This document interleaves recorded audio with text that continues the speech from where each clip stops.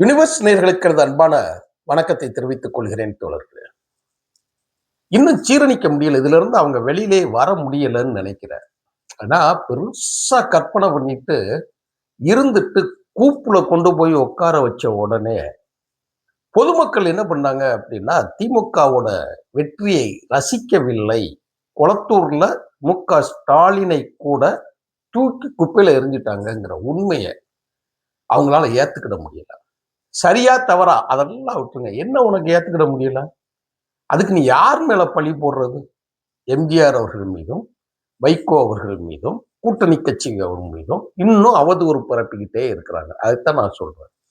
நீங்க இன்னும் இந்த நிறைய இந்த தேர்தலுக்கு முன்னாடி பாத்தீங்க அப்படின்னா, ஏகப்பட்ட இணையங்கள்ல தான் பிரச்சாரங்கள் நடக்குது அப்படின்னு தெரிஞ்சுக்கிட்டு யூடியூப் புரொட்டஸ்ட்ங்கிற மாதிரி ஆளுங்க, பிறகு தேரடி இந்திரகுமார் மாதிரி ஆளுங்க, செந்தில்குமார் மாதிரி ஆளுங்க, செந்தில் வேல் அப்படிங்கிற மாதிரி ஆளுங்க எல்லாம் டிவிகள்ல உட்காந்துக்கிட்டு சேனல்ல உட்காந்துக்கிட்டு கக்கன்னு சிரிச்சுக்கிட்டு ஒரு உடல் நளினத்தோடு, மலிவான நளினத்தோடு கேடுகட்ட வார்த்தைகளை பயன்படுத்தி மாற்றுக் கட்சியினர் அவர்களை பேசின விதம் இருக்குல்ல, ஏற்றுக்கொள்ளாமத்தான் மக்கள் விரட்டி விரட்டி அடிச்சிருக்கிறான். அது ஒரு சேனல் ஒன்று சொல்றாங்க.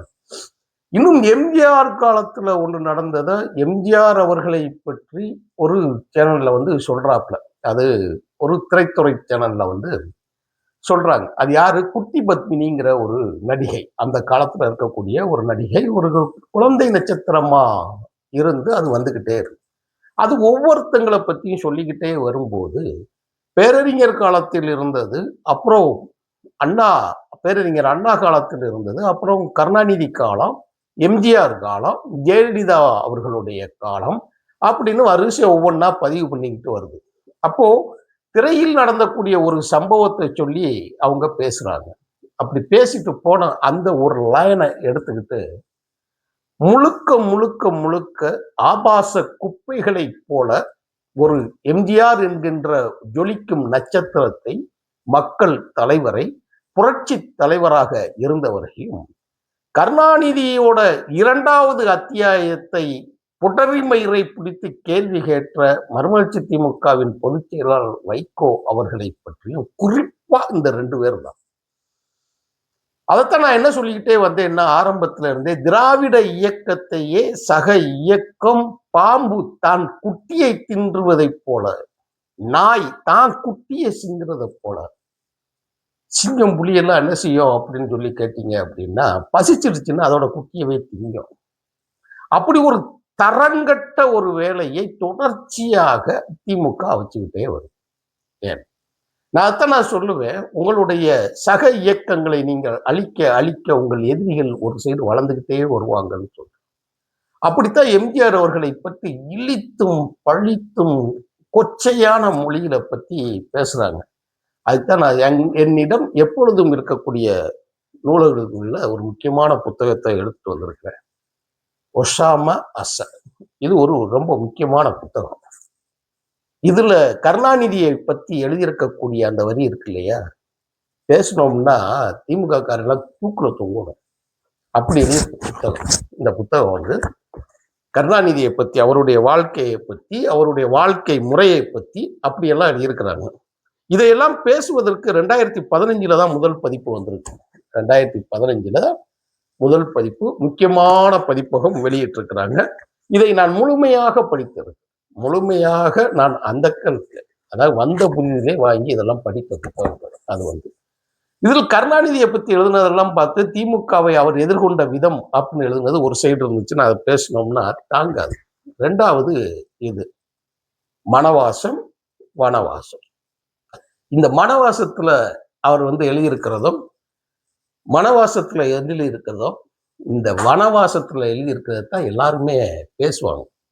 இதெல்லாம் புத்தகங்களை யாரும் மேக்சிமம் முக்கியமான ஆளுங்க மட்டும்தான் படித்திருக்கலாம். வேற யாருக்கும் படித்தவர்களுக்கு தெரியும் அதுல. ஆனா இந்த மனவாசத்தை பத்தி யாரும் படிச்சிருக்க மாட்டாங்க. நிறைய தோழர்களுக்கு இது தெரியாது.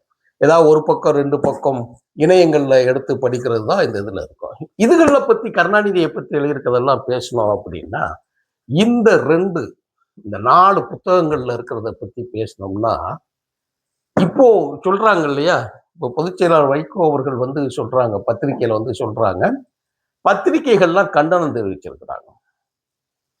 அதை விட கேவலமா இருக்கு. என்ன சொல்றாங்கன்னா, ஒரு பத்திரிகை செய்தி, அந்த செய்தியில பார்த்தீங்கன்னா, அரை பக்கம்.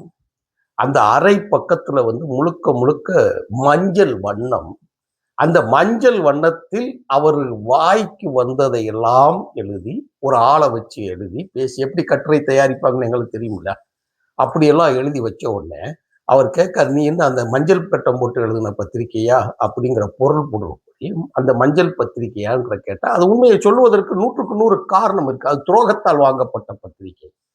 அப்படியே எம்ஜிஆர்களை பத்தியும், ஜெயலலிதா அவர்களை பத்தியும், இவங்கெல்லாம் யாரு? அவங்கெல்லாம் யாருயா? திராவிட இயக்கம் தானயா? மத்திய மாநிலத்தில் இருக்கக்கூடிய அரசு, மாநிலத்தில் இருக்கக்கூடிய அதிகாரங்களை ஒடுக்குவதற்காகவும் நசுக்குவதற்காகவும் கொண்டு வரப்பட்ட ஒன்றிய அரசாங்கத்தை எதிர்த்து நடக்கக்கூடிய மாநிலங்களில் மாநில கட்சியை தக்க வைக்கக்கூடிய அரசியலை செய்யக்கூடிய கட்சிகளை நீ யாரை சிதைச்சிட்டு நீ என்ன பண்ணுன அப்படிங்கறதெல்லாம் சொல்லுது. நீ எவ்வளவு பெரிய கேடுகட்ட தனிநபர் வாழ்க்கையில வந்து எவ்வளவு பெரிய கேடுகட்ட வேலையை செஞ்சிருக்குங்கிறதுல இந்த புத்தகங்கள் எல்லாம் பதிவாயிருக்கு. இந்த புத்தகம் எல்லாத்தையும் பதிவாயிருக்கு. அத்தனையும். அதை விட்டுக்கிட்டு இந்த மானங்கெட்ட நாய்கள் சொல்றது என்ன பேசுறாங்கன்னா, அதெல்லாம் காணொலியில நம்ம பதிவு வைக்கவே முடியாது. அப்படிப்பட்ட வார்த்தைகள் பயன்படுத்துறாங்க. அவர்களுக்கு அந்த தரம் இருக்கு இல்லையா? நம்ம பேசணும்னு சொன்னா ஏற்கனவே போட்டிருக்கிறோம். ஒரு என்னமோ புனித உத்தம பத்தனன் மாதிரியும், ஒரு ஆள்கிட்ட மட்டும் இவங்க வந்து ஒரே குடும்பத்தில் குடும்பம் நடத்தியர்கள் மாதிரி கேடுகட்ட வார்த்தைகளை பத்தி பேசிக்கிட்டு இருக்கோம். கருணாநிதிய குடும்பத்தை பத்தி பேசணும் அப்படின்னு அது சந்தி சிரிக்கும். அவ்வளவுதான் வாழ்க்கை. இன்னும் ஒரே ஒரு வார்த்தைகள் வேணா அந்த வரியை நான் சொல்லி முடிக்கிறேன். எம்ஜிஆருக்கு சதானந்தவதினு ஒரு மனைவி இருந்தாங்க. அப்புறம்தான் ஜானகி அம்மா. அப்புறம்தான் 3வது இருந்ததுதான் அவரோடு இணைத்து பேசப்படக்கூடிய ஜெயலலிதா அவர்களை பத்தி பேசுவாங்க. ஆனா கருணாநிதிக்கு என்ன தெரியுமா? கருணாநிதிக்கு முதல்ல ஒரு பொண்டாட்டி இருந்தார்கள். அவர்களுக்கு பிறந்தவன் மூக்கா முத்து. அவரை வச்சுதான் எல்லாமே பெரிய அளவுல எம்ஜிஆருக்கு போட்டியாக ஒரு நடிகரை கொண்டு வந்து சேர்க்கணும்னு சொல்லி சேர்த்து, கடைசியில மூங்கில சாணியை கரிய பூசினா பரவாயில்ல, சாணியை எரிச்சு அந்த ஓடி போய் அந்த மூக்கா முத்து என்ன செஞ்சாருன்னா, என்னோட இறுதி காலங்கள்ல கொண்டு போய் அதிமுகவிலே சேர்ந்து ஜெயலலிதா அவர்கள்ட்டே 10 லட்சம் ரூபாய் வாங்கினாங்க. கைகளாலே வாங்கக்கூடிய நிலையில தான் தான் குடும்பத்தை வைத்திருந்தாங்க கருணாநிதி. வருத்திருந்தார் கருணாநிதி. அடுத்துதான் தயாளம்மா. தயாளம்மாளுக்கு பிறந்ததுக்கு தான் இதுங்க எல்லாமே. 3வது ராசாத்தி அம்மா. ராசாத்தி அம்மாவுக்கு பிறந்ததுதான் கனிமொழி. இவங்கள்ல நீங்க வந்து இதெல்லாம் நம்ம வெளிப்படையா இவர்களுடைய வாழ்க்கை முறையும் இவரோட திருமண முறையை பத்தி பேசினா வாழ்க்கை என்ன இருக்கும்? உங்க காலங்கள்ல இப்ப இருக்கிற இந்த பேசுறானுங்க இல்லையா, கேக்கன்னு பல்ல காட்டிக்கிட்டு பேசுறானுங்களா, அவனுக்கெல்லாம் ஸ்டாலினை பத்தி ஒரு டிவியோட தொடர்பு உள்ள செய்தி வாசிப்பாளரோட ஒரு செய்தி வாசிப்பாளர் அதோட வச்சுக்கோங்க. எப்படிப்பட்ட வார்த்தைகள்லாம் வெளியே வந்துச்சுன்னு உங்களுக்கு எல்லாம் தெரியுமா? யோக்கியதை எல்லாம் தெரியுமா? சரி, இப்ப உதயநிதி இருக்கிறார் இல்லையா? உதயநிதி இன்னைக்கு எதிர்காலத்தில் திராவிடத்தை தூக்கி பிடிக்கக்கூடிய ஒரு ஆளா கொண்டு வந்து வச்சிருக்குல்ல, அது எங்க இருந்து அறிமுகப்படுத்தி கொண்டு வந்தீங்க? சினிமா தியேட்டர்ல கலைக்கூத்தடிகளை ஆட விடுவதை போல் ஆட விட்டு கண்டகளது கர்மாந்திரங்கள நடிகைகளை கட்டிப்பிடிச்சு நடிக்க வச்சு தானே நீ பக்கத்துல வீட்டுக்குள்ள வரைக்கும் நீ கொண்டு வந்த நீ. அதுல அவளுகளோட பெரிய ஃபேமஸா ஒரு நடிகை இருப்பாள். அவ கூட கோடி சேர்ந்து விட்டுருவது நயன்தாரா. அது நயன்தாரா புருஷன், இந்த புஷ்பா புருஷங்கிற மாதிரி என்ன செய்வாங்கன்னா, நயன்தாரா புருஷன் சொல்லி மாதிரி ஒரு பாட்டை நல்லா ஒரு பாட்டை போட்டு அந்த பாட்டுல பாடல் காட்சியை வச்சு இவங்க வீட்டுல சன் டிவி இருக்கு இல்லையா, கலைஞர் டிவி இருக்குல்ல, முரசு டிவி இருக்குல்ல, கே டிவி இருக்குல்ல, சன் மியூசிக் இருக்குல்ல, எல்லா இளவுலையும் ஒரு 20 சேனல் வச்சிருக்கிறாங்க. இந்த இளவு கருமாந்திரம் முடிச்ச பையன் இந்த 20 சேனல்களே இந்த முகத்தை கொண்டு போய் காட்டி காட்டி பாட்டை காட்டி காட்டி பாட்டை காட்டி காட்டி அந்த ஓடாத விளங்காத படத்தை வீட்டுக்குள்ள ஓட வச்சு காட்டி, என்னடா கொள்கை வளர்த்து நீங்க வந்து கோட்பாடு வளைச்சு சிறைச்சாலைக்கு சென்று வழக்கு வாங்கி அப்படியா நீங்க திமுக தலைமையை நீங்க கொண்டு வந்திருக்கிறீங்க? கேடுகட்டது. பேசலாமா எப்படின்னு?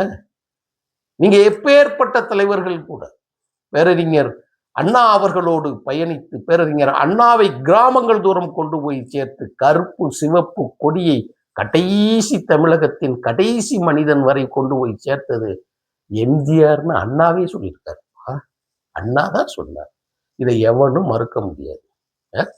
இன்னைக்கு ஒண்ணும் இல்லாம கட்சியை கம்பெனியாக்கி, கம்பெனியை அறக்கட்டளையாக்கி, அதை மட்டுமே வெளியில காட்டிக்கிட்டு எல்லாத்தையும் ஏமாற்றிக்கிட்டு இருக்கக்கூடிய உங்கள் நிலை இன்றைக்கு காங்கிரஸை போல நீங்க அம்பலப்பட்டு வருவீங்க. இது சம்பந்தமான தனித்தனியாக இருக்கக்கூடிய அந்த செய்திகளை எல்லாம் ஒரு தொகுத்து அதவே ஒரு சேனலாக ஒரு செய்தியாக போடலாம் என்று நான் இருக்கிறேன் தொடர். இது ஒட்டுமொத்த செய்தியாத்தான் இந்த செய்தியை நான் பிரதிபலிக்கிறேன்.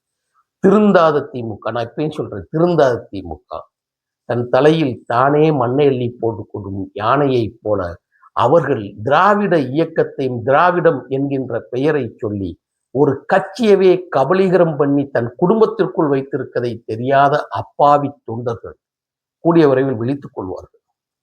எவ்வளவு கோடி நீ பணம் கொடுத்து எத்தனை ஆயிரம் பேருக்கு, எத்தனை லட்சம், எத்தனை கோடி பேருக்கு பணம் கொடுத்தே குப்பையில தூக்கி வீசி எறிஞ்சிருக்கிறாங்க. பணம் ஒரு பொருட்டல்ல. உன் நடிப்பு எல்லாம் தரையில் செல்லுபடி ஆகாது என்பதை திரையில் இருந்து வந்த விஜய் ஒரு எம்ஜிஆரை போல, நீ திரிசா வச்சு என்ன பேசினாலும் வச்சாங்க வந்துட்டாப்ல. அதோட விளைவுகள் வேற. ஆனால் ஒரு சதுரங்கம் ஒரு போட்டி நடக்கிற பொழுது அந்த சதுரங்க வேட்டை படத்தில் இருப்பதை போல சரியாக நயன்தாரா புருஷனுக்கு கொண்டு போய் அந்த கம்பெனிக்கு கொண்டு போய் கொடுத்த இந்த உதயநிதியை நாம் என்னவென்று சொல்லுவது? அதை நாம் பேசியே ஆக வேண்டும். விரைவில் பேசுவோம். நன்றி, வணக்கம் தொடர்.